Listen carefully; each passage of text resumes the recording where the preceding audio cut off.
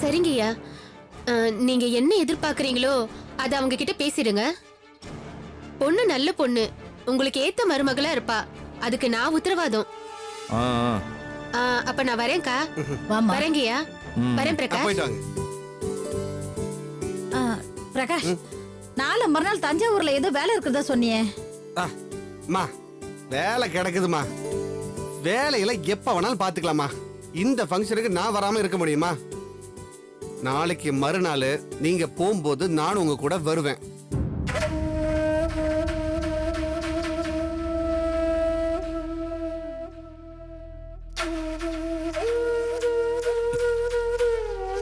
மகா, மகா வந்துட்டீங்களா? சம்மந்தி அம்மா கிட்ட பேசிட்டீங்களா? என்ன சொன்னாங்க? சொல்லுங்க மாமா, என்ன சொன்னாங்க? அபிராமி எங்க? இங்க வாமா. என்னங்க, நான் கேட்டுக்கிட்டே இருக்கேன்ல, நீங்க ஒண்ணுமே சொல்லாம இருக்கீங்க. மாமா சொல்லுங்க மாமா, அங்க என்ன சொன்னாங்க? என் மகளை யாராவது வேண்டான்னு சொல்லுவாங்களா? அபிராமி, எல்லாம் சரியாயிடுச்சுமா. மகா, சம்பந்தி அம்மா மேல எந்த தப்பும் இல்லம்மா. எல்லாத்தையும் முடிவு பண்ணிட்டு திடீர்னு கல்யாணத்தை தள்ளி வைக்கிறோம்னு சொன்னா யாரா இருந்தாலும் கோவம் வரும் இல்லையா? அந்த கோவத்துல தான் அவங்க பேசிருக்காங்க. நான் போய் பேசினதுக்கு அப்புறம் எல்லாம் சமாதானம் ஆயிட்டாங்க. அப்பாடா, நீங்க வந்து சொல்ற வரைக்கும் என் மனசு படபடன்னு அடிச்சுக்கிட்டே இருந்ததுங்க. இப்பதாங்க சமாதானம் ஆச்சு. அபிராமி, அப்பா மேல நம்பிக்கை வச்சு நீ பாட்டுக்கு உன் வேலையை பார்த்துக்கிட்டே இரு.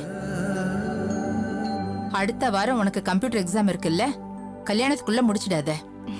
சரிம்மா, இனிமே அப்பா பேச்ச மீறி நானா எந்த முடிவுக்கும் வரமாட்டேன்.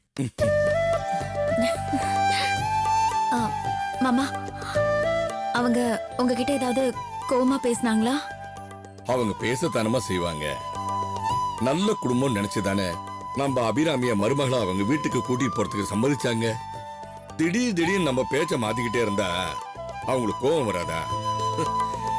மனசை திறந்து பேசிட்டா எல்லாம் சரியாயிடும்மா. வாழ்க்கைன்றது ஒண்ணுமே கிடையாதுமா. ஒருத்தருக்கு ஒருத்தர் விட்டு கொடுத்து போயிட்டா அந்த வாழ்க்கையில தோல்வியே இருக்காது. மகா, இன்னொரு விஷயம், பேங்க் போய் பணம் எடுத்துக்கிட்டு கல்யாண மண்டபத்துக்கு அட்வான்ஸ் கொடுத்துட்டு வந்துடுறேன். அப்புறம் இன்னைக்கு ரொம்ப நல்ல நாளா இருக்கேன்னு நம்ம அபிராமியோட கல்யாண பத்திரிக்கையும் அச்சடிக்க கொடுத்துட்டு வந்திருக்கேன். ரொம்ப சந்தோஷங்க. அப்புறம் நம்ம சோமு பைனான்சியர் கிட்ட கூட்டிட்டு போறான்னு சொல்லியிருந்தேன் இல்லையா? நாங்க அங்க போயிருந்தோம். என்ன சொன்னாரு? பைனான்சியரும் பணம் தரேன்னு சொல்லியிருக்காரு. நாளைக்கு வீட்டுக்கு வரேன்னு இருக்காரு. அங்கதான் கொஞ்சம். என்ன மாமா, சொல்லுங்க, ஏன் தயங்குறீங்க? ஒண்ணு இல்லம்மா, அந்த பைனான்சியல் அக்ரிமெண்ட்ல சாட்சியா வினோத்தும் கையெழுத்து போட்டாதான் பணம் தருவேன்னு சொல்லியிருக்காரு. அப்படியா? அதனால என்ன மாமா, அவர் வரட்டும், ஒரு கையெழுத்து தானே, அதெல்லாம் போட்டுருவாரு. போடணும், போடுவானுதான் எனக்கும் அந்த நம்பிக்கை இருக்கு.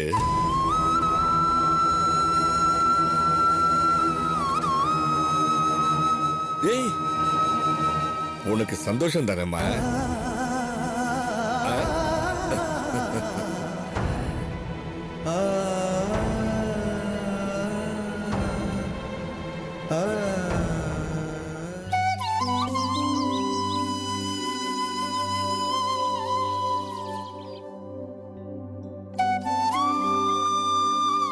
சிவகாமி அக்கா, யாரா? சிவகாமி அக்கா, வா மீனாட்சி, வா வா வா.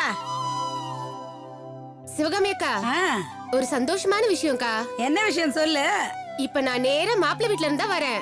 ஆ, அவங்க ஒரு ஜோசியரை வச்சு நாள் பாத்துருக்காங்களாம். சரி. நாளைக்கு மறுநாள் நாள் ரொம்ப நல்லா இருக்கா. ஆ, அன்னைக்கே வந்து தட்ட மாத்திக்கிறேன்னு உன்கிட்ட சொல்ல சொன்னாங்க. ஏய், என்னடி சொல்ற? நாளைக்கு மறுநாள் தட்டு மாத்திக்கு வராங்களா? ஆமாக்கா, என்னடி என்னால நம்பவே முடியல. கையும் ஓடல, காலும் ஓடல. எனக்கும் அப்படிதான்க்கா இருந்துச்சு. விஷயத்த சொன்ன உடனே நான் நேரா இங்கதான் ஓடி வரேன். அச்சோ, எனக்கு ரொம்ப சந்தோஷமா இருக்குடி. ஆமா, பெரிய நாயகி எங்கக்கா? அதோ உள்ளதான் இருக்கா. பெரிய நாயகி, பெரிய நாயகி. கடவுளே, நீதான் இதை முடிச்சு வைக்கணும். கண்ணு திறந்துட்டேன்னு நினைக்கிறேன். பெரிய நாயகி, பெரிய நாயகி, கொஞ்சம் வாயா, அதை அப்படியே விட்டுட்டு வா. வா. என்னக்கா? சுகந்தி, மல்லிகா, இது வரேன்க்கா. என்ன? பெரிய நாயகி, உனக்கு நல்ல நேரம் வந்துருச்சுமா. நீ அதிர்ஷ்டக்காரி.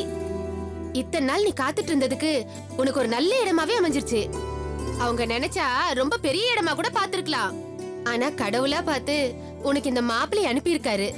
மீனாட்சி, அந்த பையன் நல்ல பையன் தானே? ஒழுக்கமான பையன் தானே? உனக்கு நல்லா தெரியுமா? ஐயோ அக்கா, அந்த பிரகாஷ் எனக்கு சின்ன வயசுல இருந்தே தெரியும்க்கா. ரொம்ப நல்ல பையன். உன்னை நல்லா வச்சு பாத்துக்குவான். நீ சொல்றத கேக்குறதுக்கு சந்தோஷமா தான் இருக்கு மீனாட்சி. அவங்க பாட்டுக்கு திடுதுப்புன்னு வந்தாங்க, பொண்ணை பாக்கணும், நாங்க பொண்ணை பிடிச்சிருக்குன்னாங்க. இப்ப நாளைக்கு மறுநாள் தட்டு மாத்திக்க வரேன்றாங்க. இதே மாதிரி கல்யாணத்தையும் உடனே பண்ணணும்னு சொல்லிட்டாங்கன்னா ஐயோ, என்ன பண்றதுன்னு தெரியல. எனக்கு பயமா இருக்கே.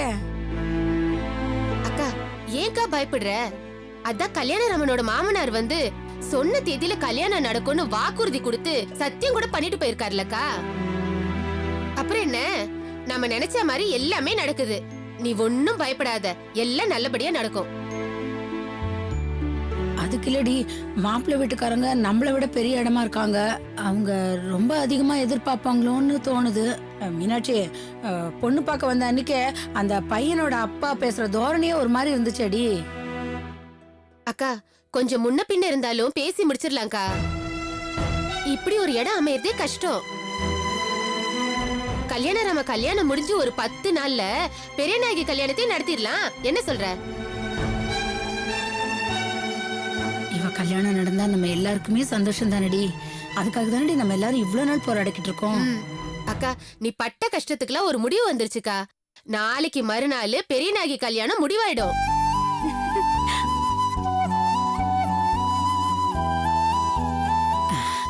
எல்லாத்துக்கும் நீ தாண்டி காரணம் மீனாட்சி. எல்லாத்தையும் நீயே இழுத்து போட்டுக்கிட்டு செஞ்சுட்டு இருக்க பாரு. உனக்கு எப்படி நன்றி சொல்றதுனே தெரியலடி. என்னக்கா நீ என்னென்னமோ வெளியாள் மாதிரி நினைச்சு பேசிட்டு இருக்க? நானும் உங்க குடும்பத்துல ஒருத்தி தானே.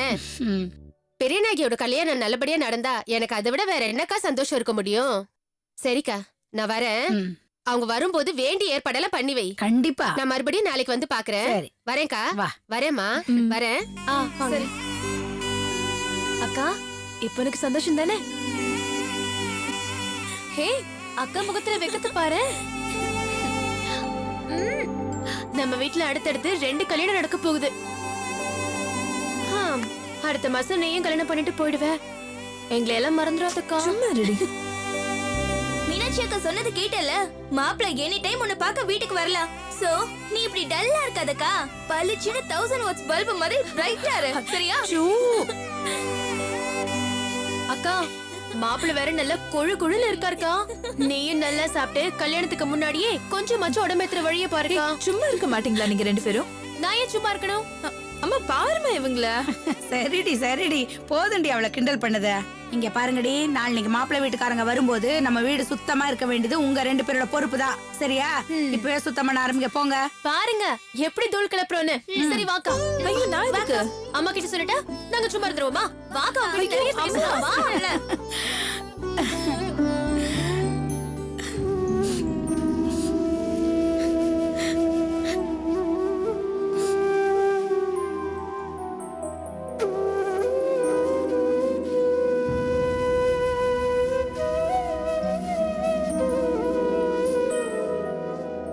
கல்யாணம் எல்லாம் கேட்டுட்டு இருந்தம்மா. எவ்வளவு சந்தோஷமா இருந்தாங்கன்னு பார்த்தல. இந்த சந்தோஷம் நிலைக்கணும்னா உன் கையில தாண்டா இருக்கு. அபிராமி கொண்டு வர நகையை வச்சு தாண்டா நம்ம பெரிய நாயகி கல்யாணத்தையே நடத்தணும். அதனால இனிமேதான் நீ ஜாக்கிரதையாவும் கவனமாவும் இருக்கணும். மறுபடியும் அபிராமியால எந்த பிரச்சனையும் வந்துடாம பாத்துக்கடா. அம்மா இனிமே எந்த பிரச்சனையும் வராதுமா. அபிராமி ரொம்ப நல்ல பொண்ணுமா. அவங்க அப்பா ரொம்ப கஷ்டப்படுறாருன்னு அவ அப்படி சொல்லியிருப்பா. இப்பதான் எல்லாம் பேசி ஒரு முடிவுக்கு வந்தாச்சுல்ல. இருந்தாலும் என் மனசுக்குள்ள ஒரு சின்ன பயம் இருந்துகிட்டே தான்டா இருக்கு. நம்ம மாட்டு ஒண்ணுக்குள்ள ஒண்ணு கணக்கு போட்டு பெரிய நாய்க்கு கல்யாணத்தை முடிவு பண்ண போறோம். திடீர்னு இந்த அபிராமி பொண்ணு எதையாவது ஒரு பிரச்சனைய பண்ணி அதனால பெரிய நாய்க்கு கல்யாணம் நின்னு. அம்மா ஐயோ வேண்டாண்டா. இந்த மாதிரி ஏதாவது ஒண்ணு நடந்து போச்சுன்னா பெரிய நாய்க்கு மனசையும் தேர்த்த முடியாது, நம்மளும் வெளியில தலை காட்ட முடியாதுடா. கல்யாணம் எதுக்குமா இப்படி தேவையில்லாம பயந்துட்டு இருக்க? அபிராமி நீ நினைக்கிற மாதிரிலாம் இல்லைம்மா. அவங்க அப்பாவும் ரொம்ப நேர்மையான மனுஷன் தான்.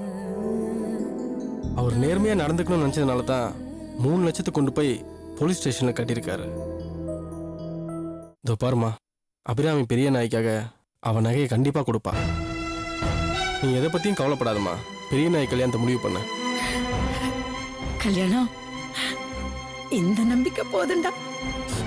பெரிய நாய்க்கு கல்யாணத்தை நான் ஜாம் ஜாம்னு நடத்திடுவேன்.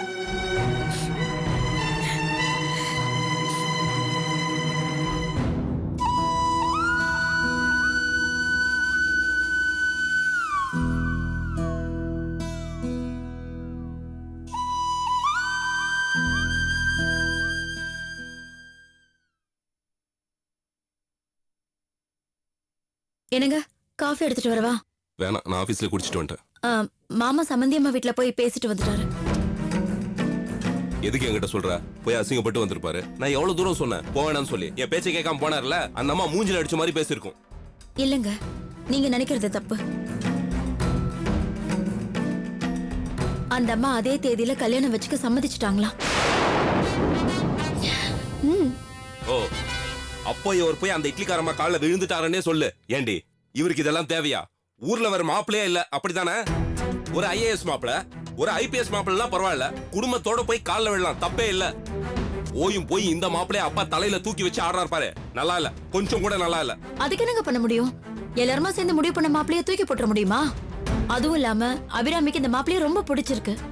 மாமா அவங்கள பார்த்து பேசுனதுல எந்த தப்பும் இல்ல. ஒரு தகப்பனா மாமா செஞ்சது ரொம்ப சரி.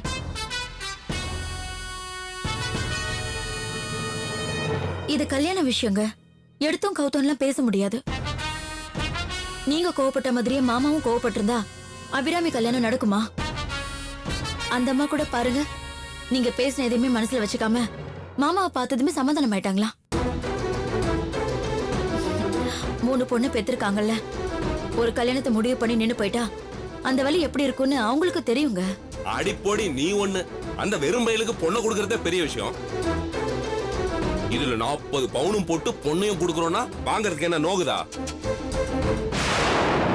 அந்த அம்மா வீட்டுல வந்து கத்துனது எதுக்கு தெரியுமா? மேற்கொண்டு ஏதாவது கறக்க முடியுமான்னு அப்படி ஒரு ஸ்டெண்ட் அடிச்சிச்சு. அதுக்கு அப்பா பயந்து போய் அவங்க காலில் விழுந்துட்டாரு. அப்பா மட்டும் அங்க போகாம இருந்திருந்தாருன்னு வையே, அந்த அம்மா 2 நாள்ல நம்ம வீடு தேடி வந்திருக்கோம். எப்படியாவது பேசி கீசி ஒரு 20 பவுன் வரைக்கும் குறைச்சிருக்கலாம். உங்களை திருத்த முடியாதுங்க, திருத்தவே முடியாது. இங்க பாருங்க, அபிராமிக்கு ஏற்கனவே முடிவு பண்ண மாதிரி 30ஆம் தேதி கல்யாணம் பண்றதுக்கு மாமா எல்லா ஏற்பாடையும் பண்ணிட்டு இருக்காரு. மண்டபத்துக்கு கூட பணம் கட்டிட்டாரு, பத்திரிகை கூட அச்சடிக்க கொடுத்துட்டாரு. இங்க பாருங்க, அவ கல்யாணம் முடியற வரைக்கும் நீங்க எந்த பிரச்சனையும் பண்ணாம அமைதியா இருக்கணும். எப்படியாவது அபிராமி கல்யாணம் நல்லபடியா நடக்கணும், அவ்வளவுதான். ஏய், அபிராமி கல்யாணம் நல்லபடியா நடக்கட்டும். நான் வேணாம்னு சொல்ல. கல்யாணத்துக்காக வச்சிருந்த 3 லட்சம் ரூபாய் பணத்தை தூக்கி கொடுத்துட்டாருல, கல்யாணம் பண்ண பணத்துக்கு என்ன பண்ண போறாரா? சொல்லு. அந்த கவலை உங்களுக்கு வேண்டாங்க. சோமு அங்கிள் மூலமா ஒரு ஃபைனான்ஸ் கிட்ட மாமா பணத்துக்கு ஏற்பாடு பண்ணிருக்காரு. நாளைக்கு அந்த ஃபைனான்சர் நம்ம வீட்டுக்கு வர போறாரு. என்ன சொன்ன? ஃபைனான்சர் நம்ம வீட்டுக்கு வராரா? ஆமாங்க, நம்ம வீட்டுக்கே வந்து பணத்தை கொடுக்க போறாரு. அப்படியா? அப்பாடி, இது வரைக்கும் சொன்னதுல இப்பதாண்டி ஒரு நல்ல வார்த்தையை சொல்லியிருக்க. அப்பா எங்க அந்த பணத்தை என்கிட்ட கேட்டுருவாரோன்னு பயந்துட்டே இருந்தேன். எப்படியோ அந்த பணத்தை அவரே ஏற்பாடு பண்ணிக்கிட்டா சரிதான். அப்போ அபிராமி கல்யாணம் நல்லபடியா நடக்கும். படி, இப்பதாண்டி ஒரு பெரிய டென்ஷன்ல இருந்தே நான் ரிலீஃப் ஆயிருக்கேன். இப்போ நீ என்ன பண்ற, சூடா ஒரு கப் காஃபி கொண்டு வர, நான் ஹாயா உட்காந்து குடிக்கிறேன். போ. என்னங்க இருங்க, நான் பேச வந்த விஷயத்தையே இன்னும் பேசலையே. இன்னும் என்னடி சொல்ல போற? நாளைக்கு அந்த ஃபைனான்சியர் வரப்போ நீங்களும் வீட்ல இருக்கணும். நான் எதுக்கு இருக்கணும்? நீங்க தானே சாட்சி கையெழுத்து போடணும். நான் சாட்சி கையெழுத்து போடணுமா? நான் எதுக்கு போடணும்? ஏங்க, பணம் தரவங்க சாட்சி கையெழுத்து கேக்குறது ஒரு சாதாரணமான சம்பிரதாயம் தானே. இந்த வீட்டோட மூத்த புள்ள நீங்க தானே, அப்ப நீங்க தான் கையெழுத்து போடணும். சாட்சி கையெழுத்து கேட்கறது நான் மூத்த புள்ளங்கிறதுனால இல்ல, சம்பாதிக்கிற புள்ளங்கிறதுனால. என்னங்க இப்படி எல்லாம் பேசுறீங்க? இதெல்லாம் உனக்கு சொன்னா புரியாது. நீ போய் வேலையை பாரு. என்னங்க கையெழுத்து? நான் தான் பாத்துக்கிறேன்னு சொன்னேன்ல, நீ போய் காஃபி எடுத்துட்டு வா போ.